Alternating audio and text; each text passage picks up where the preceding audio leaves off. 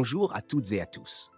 Entrer dans l'univers de Gilles Deleuze et Félix Guattari, c'est accepter de quitter le confort des définitions toutes faites pour s'aventurer dans un territoire où la pensée est avant tout un geste de création.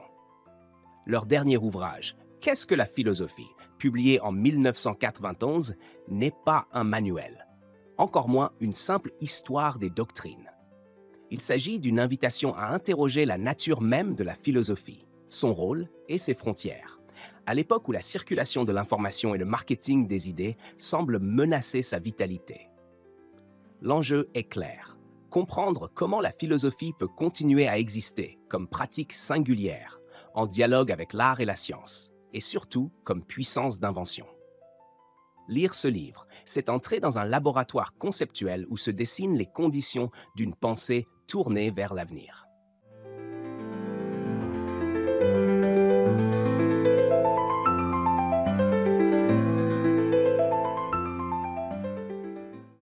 Publié en 1991 aux éditions de Minuit. Qu'est-ce que la philosophie constitue le dernier grand ouvrage coécrit par Gilles Deleuze et Félix Guattari. Loin d'un manuel ou d'une histoire des doctrines, ce livre entreprend de définir la pratique philosophique elle-même et d'en clarifier la spécificité par rapport à l'art et à la science. Sa thèse centrale est sans ambiguïté. La philosophie n'explique pas, elle crée. Elle ne consiste ni à contempler des essences intemporelles, ni à réfléchir sur des données déjà établies, ni à perfectionner la communication des idées. Elle invente des concepts pour affronter des problèmes qui ne sont pas donnés d'avance, mais construits au cœur même de la pensée. Pour ce faire, la philosophie s'inscrit dans un plan d'immanence, met en scène des personnages conceptuels, ces figures qui donnent une allure dramatique à l'acte de penser, et se distingue nettement de deux autres régimes de création. L'art, qui compose des percepts et des affects, et la science, qui élabore des fonctions sur un plan de référence ou de coordonnées. Cette définition est à la fois affirmative, puisqu'elle précise ce que fait la philosophie, et différenciante, puisqu'elle délimite ses frontières mobiles avec d'autres formes de pensée créatrice. Elle s'élargit enfin en une perspective historique et géopolitique, la géophilosophie. La pensée, insistent Deleuze et Guattari, n'émerge jamais hors sol. Elle naît, circule et se transforme dans des territoires, des milieux et des institutions soumis à des processus de déterritorialisation et de reterritorialisation. De là découle une exigence tournée vers l'avenir. Faire de la philosophie, aujourd'hui, revient à inventer des concepts capables d'ouvrir de nouveaux mondes et d'appeler un peuple qui manque, plutôt que de céder à la seule logique de l'information et du marketing des idées.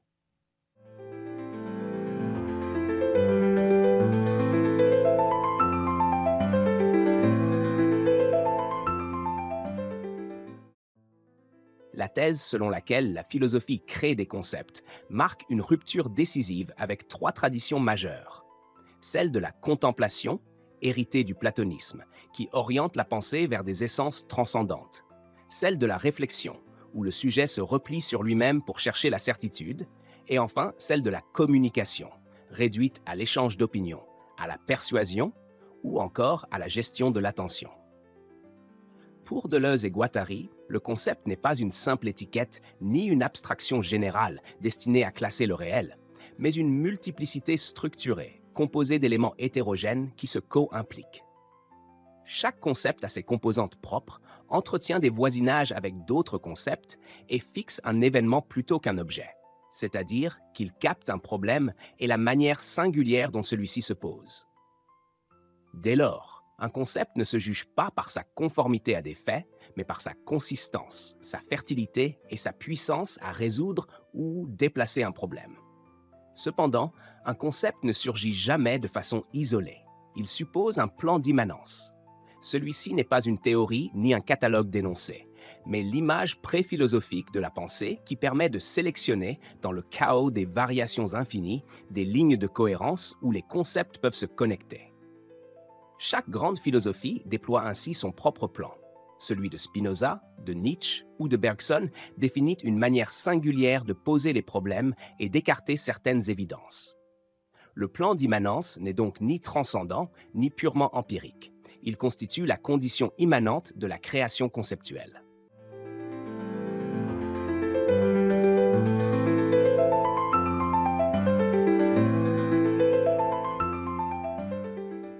La pensée, en outre, n'avance pas seule. Elle est intrinsèquement dramatique. C'est le rôle des personnages conceptuels, figures qui ne sont pas des individus empiriques, mais des fonctions de pensée. L'idiot, Socrate, le prêtre, le sage, le prophète, la sorcière sont autant de rôles qui orientent la création conceptuelle et la manière de poser les problèmes. Ainsi, l'idiot cartésien recentre la pensée sur la certitude subjective, tandis que le Socrate platonicien reconduit au dialogue et à l'idée. À l'époque moderne, d'autres personnages, le chercheur, l'expérimentateur, le clinicien, prolongent cette dramaturgie en accord avec les conditions contemporaines du savoir et du pouvoir. Penser revient alors à organiser une scène, à choisir ses intercesseurs, à donner un ton et une allure à la création des concepts. Cette perspective permet d'éclairer la distinction entre philosophie, science et art. Trois régimes de création qui affrontent le même chaos, mais en tirent des consistances différentes. La philosophie invente des concepts sur un plan d'immanence. La science élabore des fonctions, relations déterminées entre variables, sur un plan de référence. Et l'art compose des blocs de sensations, percepts et affects, sur un plan de composition. Chacun de ces régimes s'approprie le chaos à sa manière. La science en ralentissant et en striant les phénomènes, l'art en érigeant des monuments sensibles qui résistent à la dispersion, la philosophie en sélectionnant des lignes d'immanence où des concepts peuvent tenir ensemble. Bien que distincts, ces régimes ne sont pas hermétiques. Ils se croisent dans des zones d'indiscernabilité, où un concept peut s'inspirer des sciences, une œuvre d'art susciter un problème philosophique, ou une découverte scientifique transformer des percepts. Mais il n'existe pas de langage unique capable de subsumer ces pratiques. Aucun tribunal ultime de la raison ne traduit sans reste les fonctions, les percepts et les concepts.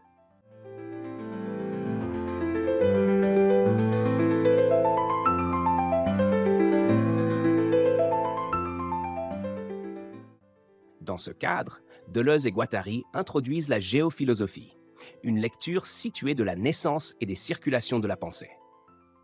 Si la philosophie apparaît en Grèce, ce n'est pas parce que les Grecs possédaient l'essence de la raison, mais parce qu'un agencement historique singulier, organisation de la cité, droit, amitié et rivalité entre pairs, contact interculturel, disponibilité de temps libre, a permis la déterritorialisation des anciennes images sacerdotales et la composition d'un plan d'immanence inédit.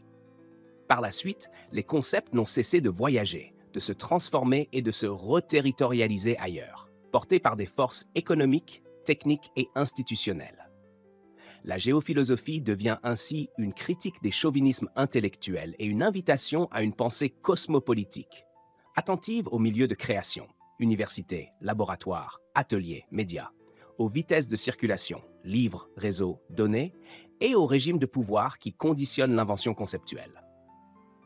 Ce dispositif met en évidence l'importance du rapport au chaos. Le chaos n'est pas simple confusion, mais variation infinie et vitesse absolue où aucune forme stable ne se maintient. Face à lui, la science impose des protocoles, l'art compose des formes sensibles durables et la philosophie trace des lignes d'immanence qui permettent au concept d'exister. Dans un monde saturé d'informations, où la communication tend à substituer l'échange rapide de données à la création véritable, la philosophie doit pratiquer une ascèse de la pensée, inventer des concepts capables de résister au bruit, de se montrer responsable et de rouvrir des possibles pour l'action et le sens.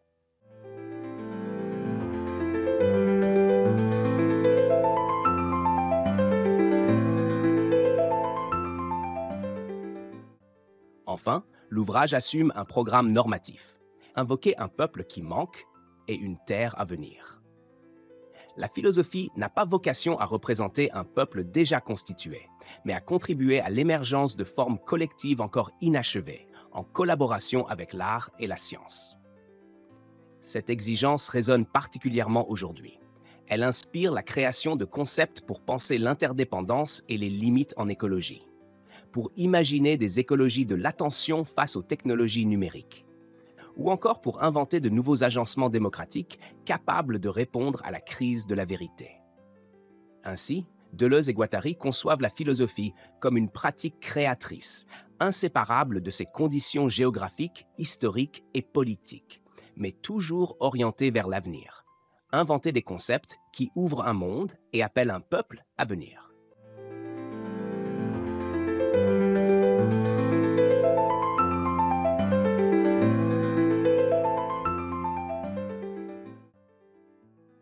L'approche deleuze-guattarienne possède une double force. Descriptive, en rendant lisible la diversité des pratiques intellectuelles, et prescriptive, en valorisant l'invention contre la simple répétition.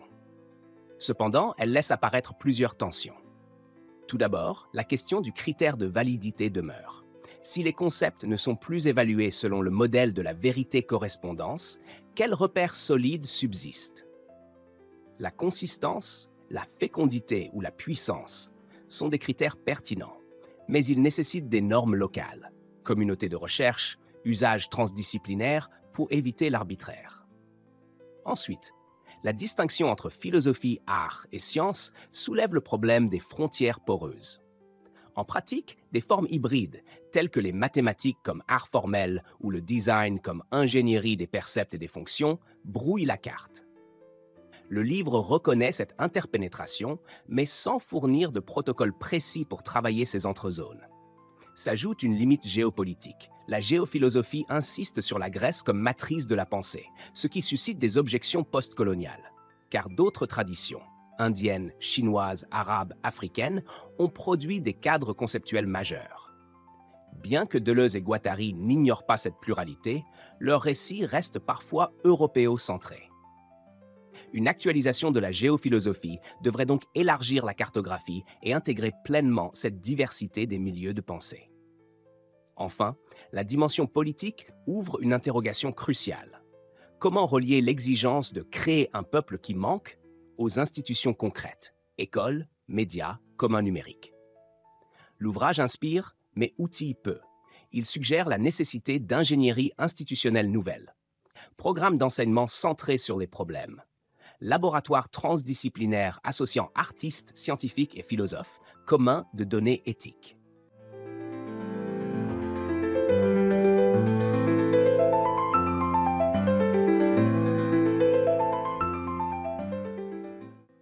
Malgré ces tensions, la matrice proposée demeure hautement opératoire. Pour un travail intellectuel contemporain, qu'il s'agisse de recherche, de création ou de vulgarisation exigeante, penser en termes de plans, de personnages conceptuels et de problèmes conduit à concevoir plutôt qu'à commenter. En écologie, cela signifie inventer des concepts-outils comme la sobriété joyeuse, les limites actives ou la sympoïèse, capables de reconfigurer les tensions entre indicateurs scientifiques, sensibilité artistique et normes politiques.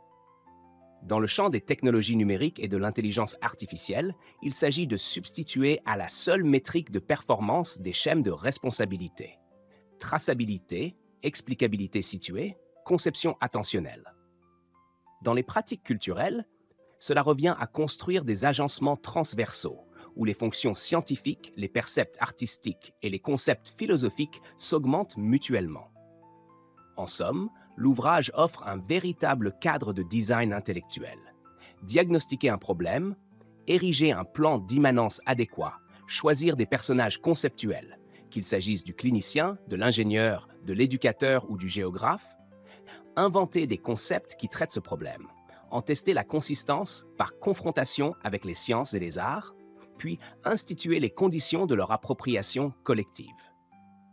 Cette méthode, résolument tournée vers l'avenir, fait de la philosophie un atelier de prototypage de concepts capable d'accompagner la formation de mondes nouveaux.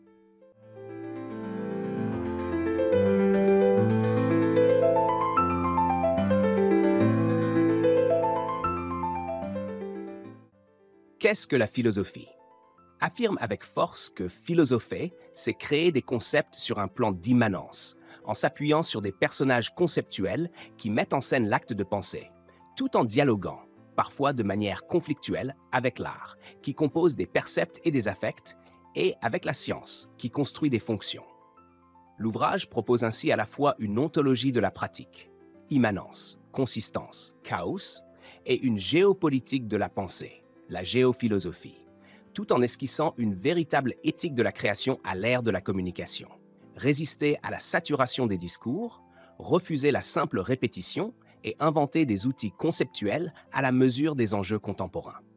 Si certaines limites demeurent, critères de validité, frontières poreuses entre les régimes de savoir, centrage encore trop européen, manque d'ingénierie institutionnelle, elles n'annulent pas la fécondité du projet. Bien au contraire, l'ouvrage s'impose comme un manuel d'orientation, une matrice pour concevoir les concepts de demain.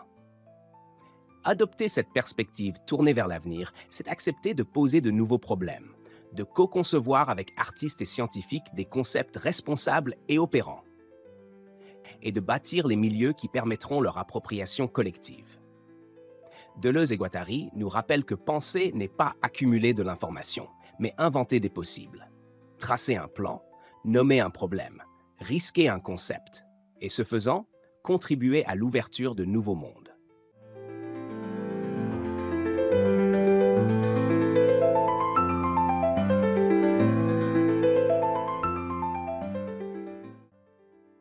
Si cette analyse vous a apporté des clés de compréhension et ouvert de nouvelles perspectives, je vous invite à aller plus loin avec nous. L'abonnement à cette chaîne, c'est bien plus qu'un simple clic. C'est rejoindre une communauté curieuse, exigeante et tournée vers l'avenir, qui cherche à penser autrement, à explorer les grandes œuvres, mais aussi à inventer des concepts pour éclairer notre monde d'aujourd'hui. Abonnez-vous dès maintenant pour ne rien manquer des prochaines analyses, partages et réflexions. Chaque nouvelle vidéo sera l'occasion d'approfondir ensemble les textes majeurs de la philosophie et d'en dégager des outils vivants pour nos pratiques et nos choix quotidiens. En un mot, soutenez ce projet, nourrissez votre pensée et devenez acteur de ce voyage philosophique.